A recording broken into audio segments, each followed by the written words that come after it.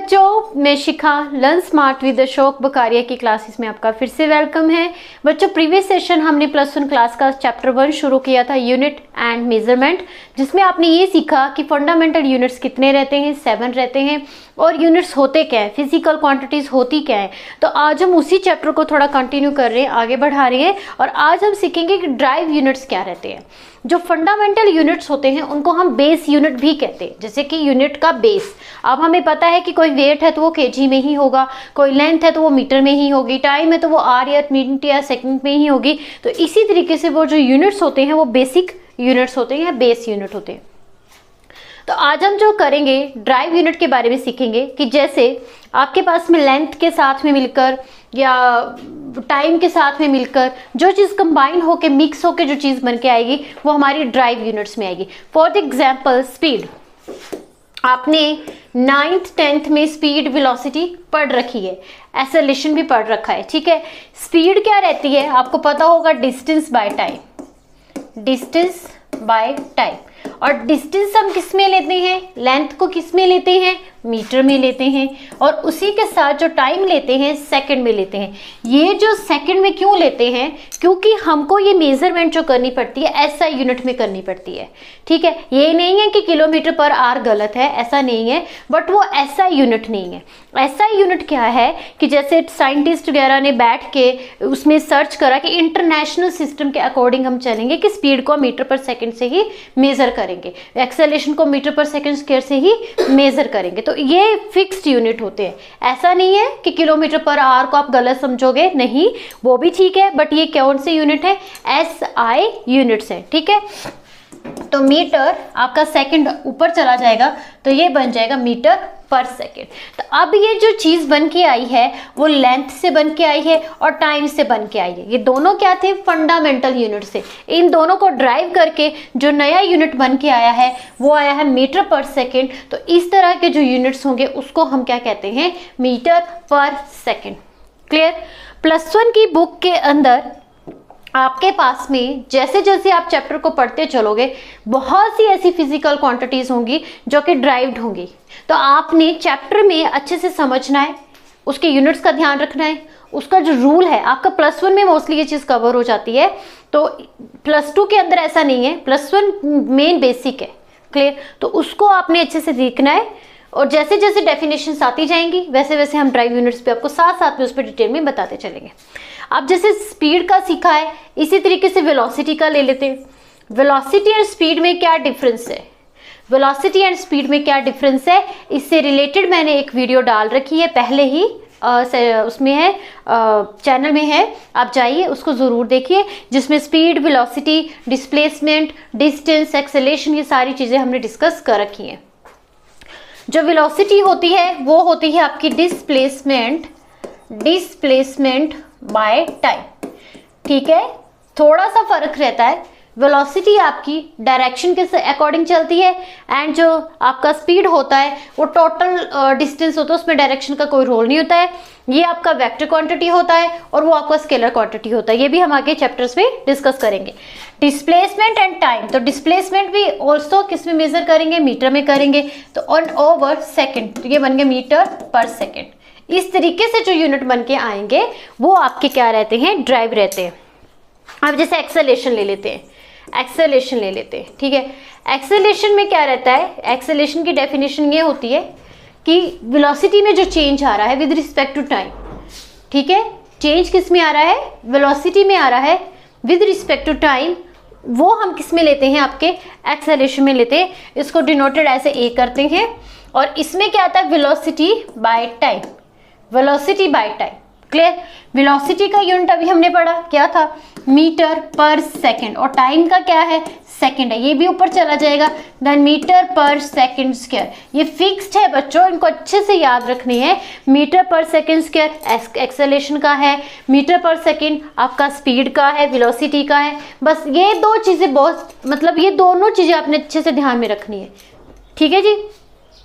अब जैसे एरिया लेते हैं, ठीक है, एरिया पे भी बात कर लेते हैं। एरिया हमारा बनता है एरिया हमारा बनता है लेंथ इनटू ब्रेड्थ से, किसी भी चीज का निकालना है। ये फॉर रेक्टेंगल के लिए। अगर आप स्क्वायर का निकालोगे तो साइड इनटू साइड, मोस्टली क्या रहता है साइड इनटू साइड ही होता है, ये भी साइड इनटू साइड ही है, बट इसमें क्या है कि दो जो शेप अलग है, शेप अलग है, ठीक है। जैसे इसको थोड़ा सा मैं एक्सप्लेन करके बताती हूँ। सपोज करिए, स्क्वायर तो बना नहीं, मेरे से दोबारा बनाती हूँ। सपोज करिए कि ये क्या है, एक स्क्वायर है, ए साइड है, ए साइड है, ए साइड है, ए साइड है। इसका एरिया कैसे निकलेगा, ए इंटू बी, सॉरी ए इंटू ए, ए इंटू ए, तो ये हो गया ए की पावर 2। अब मैं क्या कर रही हूँ, इनमें से किसी एक ए को, ये वाला जो ए है इसको मैंने b के बराबर ले लिया और इसको भी मैंने b के बराबर ले लिया, ये मैंने ऐसे ही रहने दिए। b के बराबर मीन्स कि किसी और नंबर के बराबर ले लिया, छोटा ले लिया उससे, तो अब शेप ऐसी बन जाएगी। ये तो a ही रहा, अब ये b बन गए। तो जब इसका प्रोडक्ट निकालेंगे then a into B is equal to A B, ठीक है। एरिया का यही रहता है कि साइड में फर्क पड़ता है, अदरवाइज साइड इंटू साइड ही रहता है, जिसमें कि स्क्वायर में टर्म्स आती है। एरिया मैंने बताया आपको लिखा जाता है लेंथ इंटू ब्रेड्थ में। अगेन लेंथ मीन्स की यूनिट मीटर आएगा, ब्रेड्थ मीन्स की यूनिट मीटर आएगा, दोनों का प्रोडक्ट क्या आएगा, मीटर स्क्वायर। तो ये इसका यूनिट बनेगा। आपने एरिया का पता कैसे करना है, क्योंकि एरिया हमेशा स्क्वायर में लिखा जाता है, ठीक है। अब बात करते हैं वॉल्यूम की। वॉल्यूम में क्या रहता है बच्चों, side into side into side, side into side into side, ठीक है। आप रेक्टेंगल का निकालोगे तब भी उसमें 3 ही आएंगे।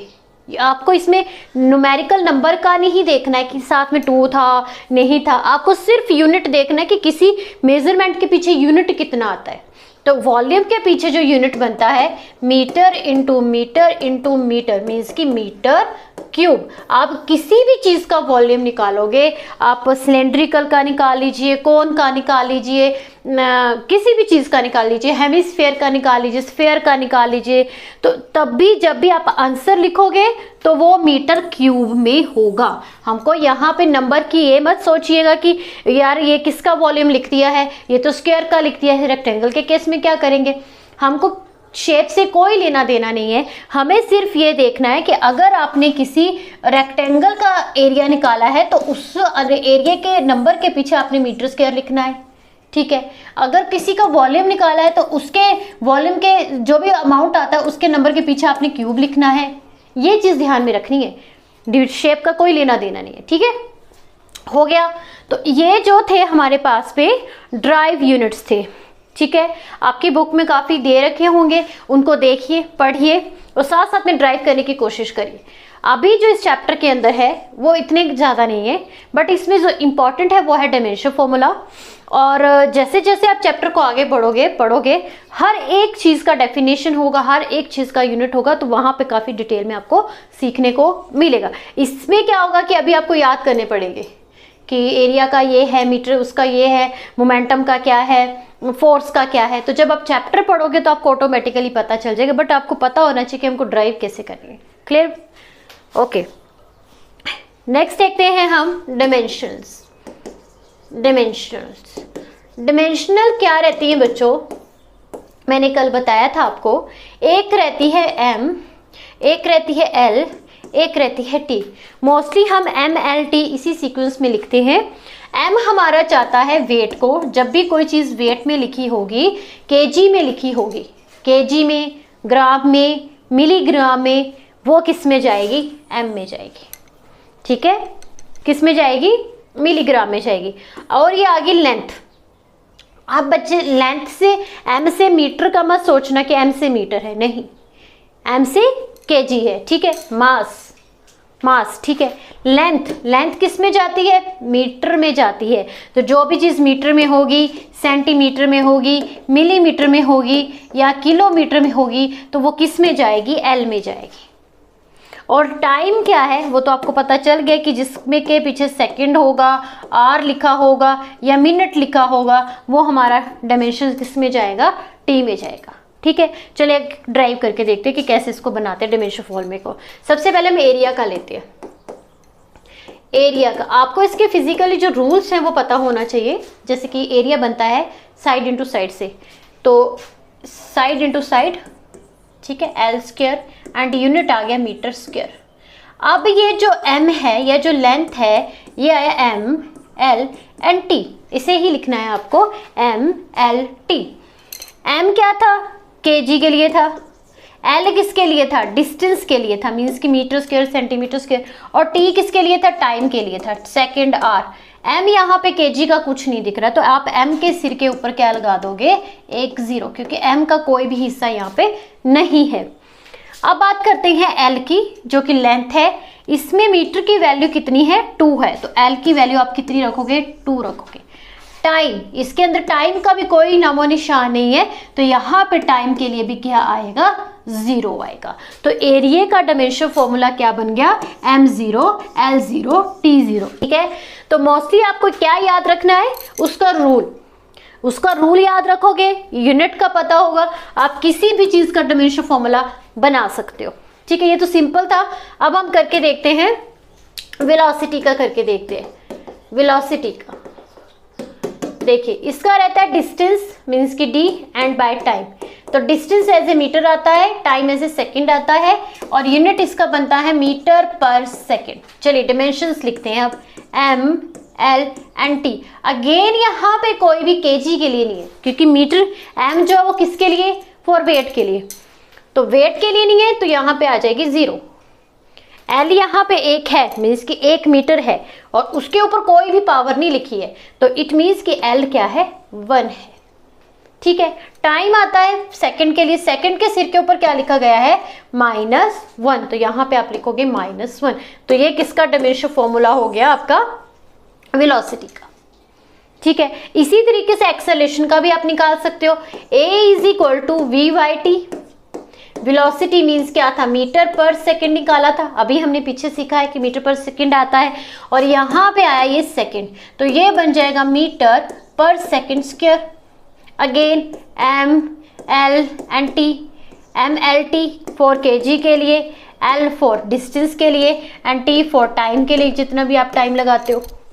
ठीक है, kg की तो कोई चीज़ यहाँ पे नहीं है, तो इसके सिर के ऊपर क्या लग जाएगी, 0 लग जाएगी। l मीटर है, मीटर के ऊपर कितना है, 1, कि जिसके सिर के ऊपर पावर कुछ भी नहीं लिखी है, अकेला x लिख रखा है, तो इसके ऊपर इट मीन्स की पावर कितनी है, 1 है, तो यहाँ पे आएगा 1।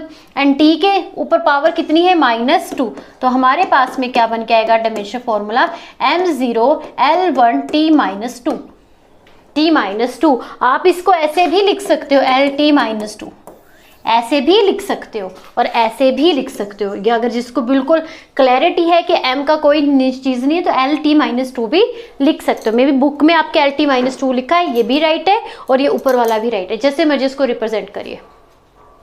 बात समझ में आ गई, ठीक है।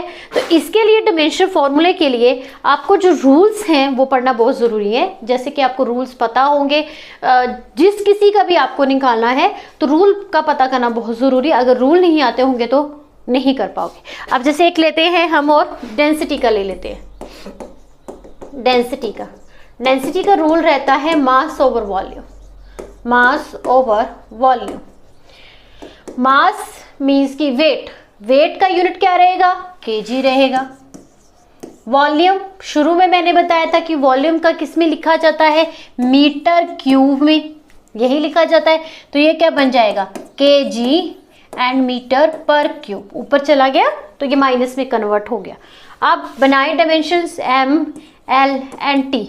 M for weight, L for distance, T for time. Time का तो कुछ नहीं है, तो टाइम के सिर के ऊपर 0, कुछ भी नहीं है।